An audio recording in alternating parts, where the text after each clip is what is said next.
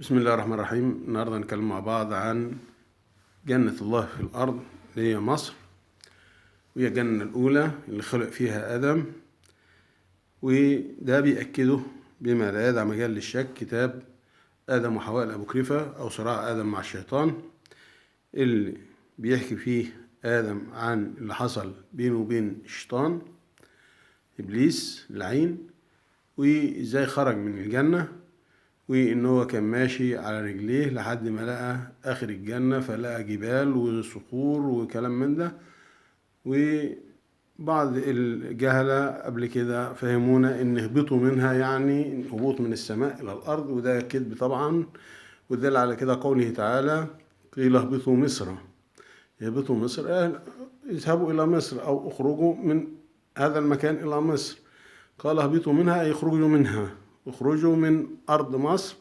وده اللي بيأكده برضو كتاب اللي وردنا عن منيثيول السمنودي، وهو بيحكي عن ان الجنة الأول كانت هنا في مصر، وكان الله والملائكة والمعاونين كانوا هنا في مصر، وإن النيل كان بيفيض كل شهر مش كل سنة، وكانت مصر كلها عبارة عن مروج وجنان خضراء وفيها كل الفواكه.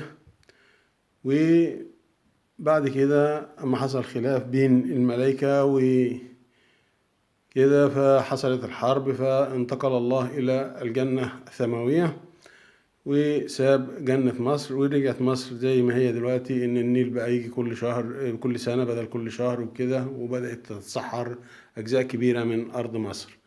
فمصر هي جنة الله في الأرض.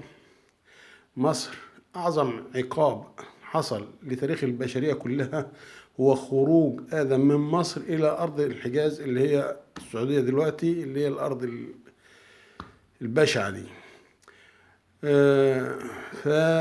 فحتى آدم ساعة ما هو خارج من الجنة، لما وصل على حدود الجنة هو وحواء، أغشي عليهم لما شافهم الصحراء والجبال والرمال والكلام ده كله.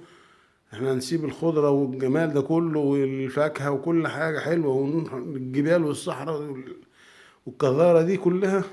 فده كان أعظم عقاب للبشرية، وأعظم عقاب حصل في تاريخ البشرية هو خروج آدم وحواء من مصر إلى أرض الحجاز. هذا، وزي ما قلنا الجهلة يقول لك اهبطوا يعني انزلوا من السماء، لا،